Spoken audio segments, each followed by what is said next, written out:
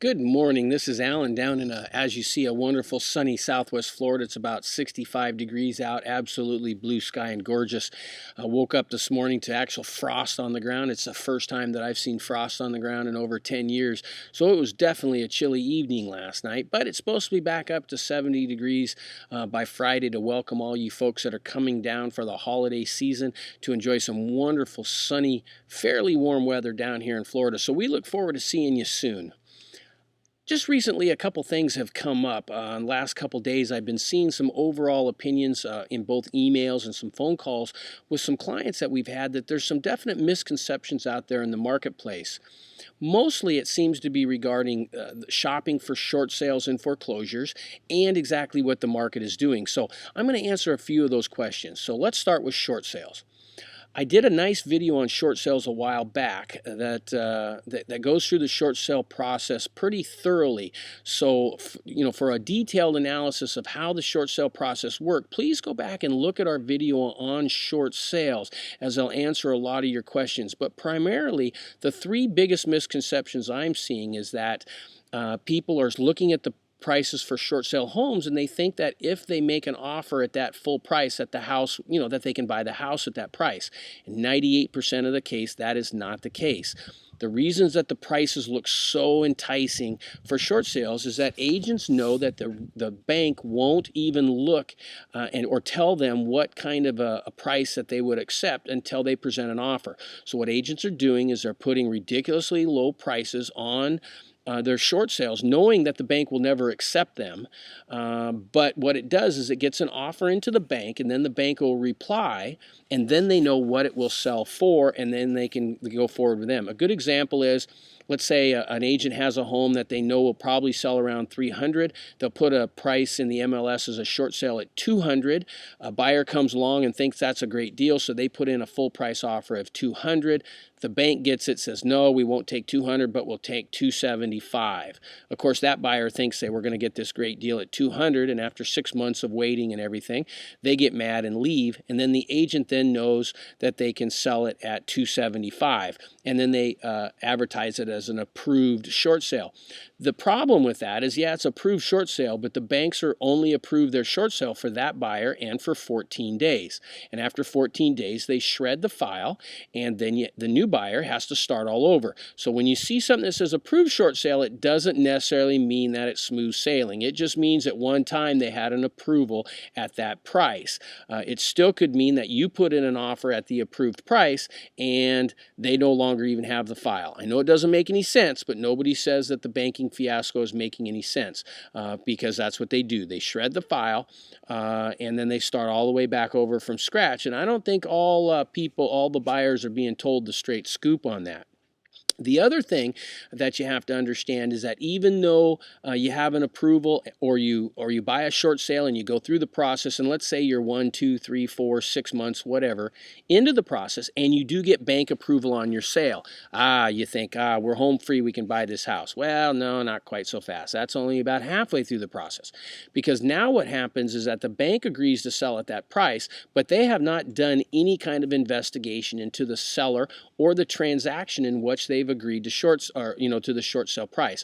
So now they start doing an investigation of the seller and whether or not the seller approves for the short sale. So even after you get approval for your short sale, your deal can still fall apart. So now you goes for a few weeks to several months on investigating the seller, the mortgage that the seller had, the mortgage company, whether or not there was any fraud involved, or whether or not maybe the seller didn't disclose everything on their mortgage application or anything like that doesn't qualify to the bank to short sale. Then they decide at the last minute that even though they approve the price, they won't approve the short sale.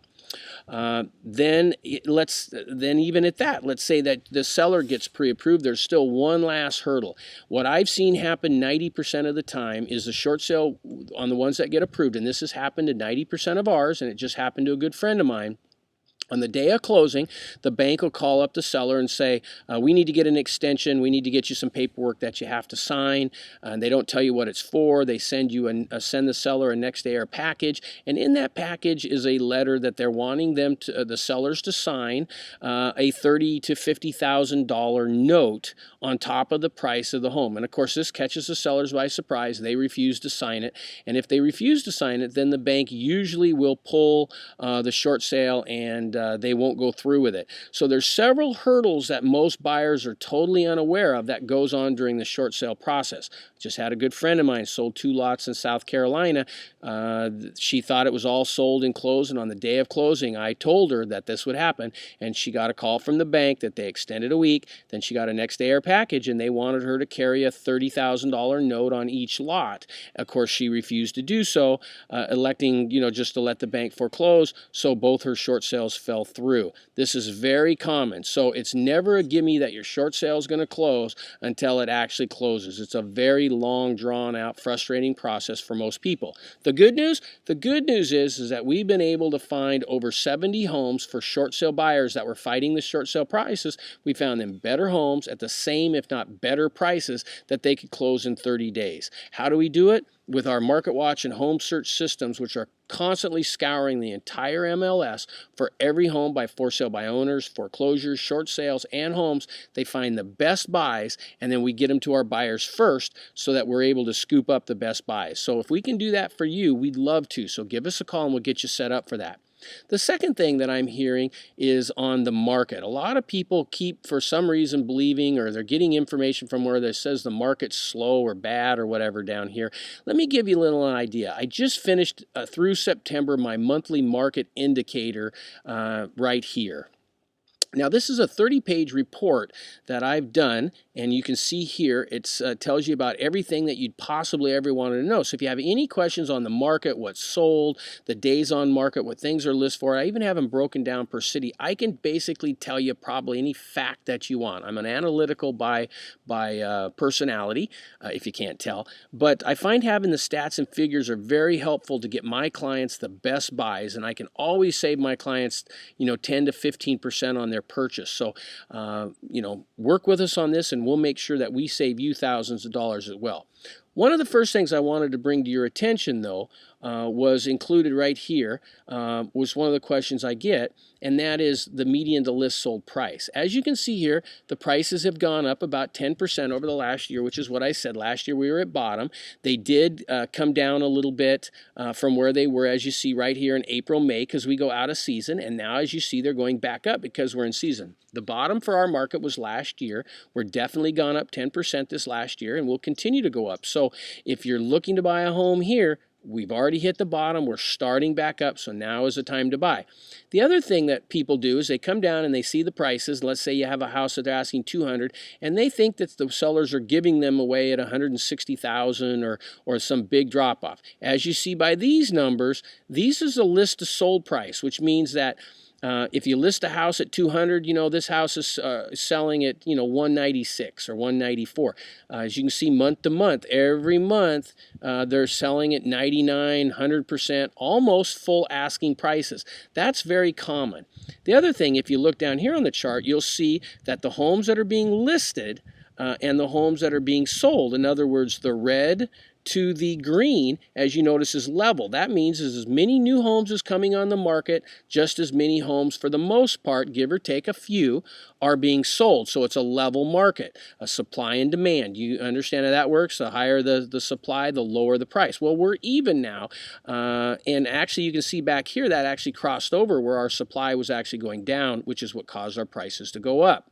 Now, you ask, well, what's the property median price comparison by year? Well, this will give you right here from 2007 through 2010, month by month, exactly the price comparison. So as you can see for 2010, every month except for January, the prices have actually been up for 2010 than they were in 2009, and then you can comparison to 2008 and 2007. Now keep in mind these are median prices of all the homes sold, and the majority of the homes being sold down here arguably are the 100,000 and under homes. It's all the builder spec homes in Cape Coral and Fort Myers, especially Lehigh, that are being sold for $50,000, $60,000, $70,000 because they have a, they're foreclosures, they've been beat up and they need work and those kinds of things. But that's brought the median price down.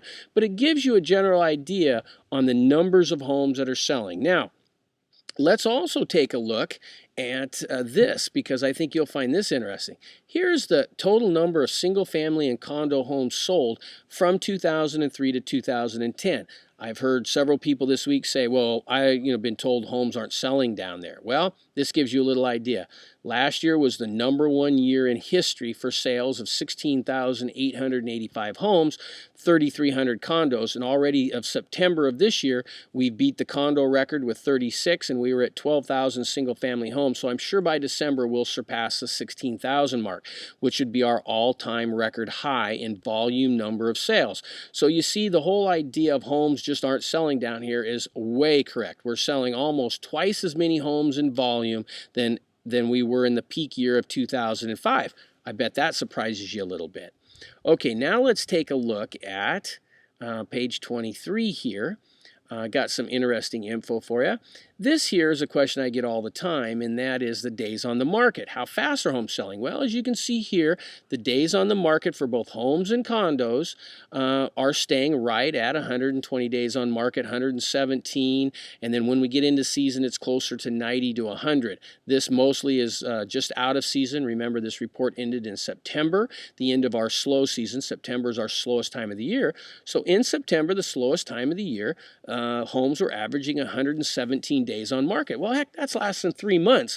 And I think that any place in the country for a seller who's properly priced, 117 days on the market is a pretty good buy. So homes aren't sitting on the market, or at least the best homes aren't sitting on the market. So you do have to be ready to pounce on the best deals when you're ready to go to get the good ones. And finally, this information, I thought you'd be interested. This is single-family homes sold by year. So you can see that in the boom year 2005, 9,800 homes were sold. Last year, 16,885. And so far this year, as of September, 12,000. So this year will probably be another record-breaking year for total sales here in Southwest Florida. So much for the myth that nothing is selling down here and they're giving away property. So let's go ahead and start our tour and take a look here at the first home. This great home is on Washington Palm Way in Fort Myers. It's listed for $120,000. It is a pretty good home. It features a lot of good things in it. For some reason, I couldn't get the pictures to click there. It's a 2-bedroom, 2-bath, about 1,400 square foot of home. It's in Washington Palm Way. This is in prestigious Heritage Palm, so it's a pretty good home there for $120,000.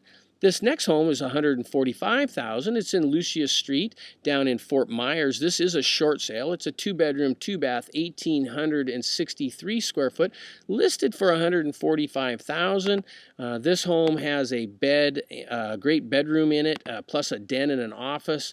Of course, 2 baths, kitchen, nook, dining room, and a large master. So it does have a lot of nice things in this particular home. I'm just going to show you a few homes today because I only have about 1 more minute to bring these to you. But I wanted to show you this one at 169 off of Southwest 15th as well. This is a pool home in a great location of Cape Coral. It may have Chinese drywall, so they'll take all offers on this. If you don't know what Chinese drywall is, it's a drywall that eats away the plumbing and electrical. It's something you really have to watch. There was a lot of homes built down here with Chinese drywall. I'd be more than happy to give you all the ins and the outs of that and make sure that you don't buy a home that is affected by that. This home here is on Spoonbill Lane in Fort Myers. It's a 3-bedroom, 2-bath, about 2,180 square foot. Again, this is another short sale, 2-car garage home that I at least wanted to show you so you get a little idea on what some of the homes here are offering.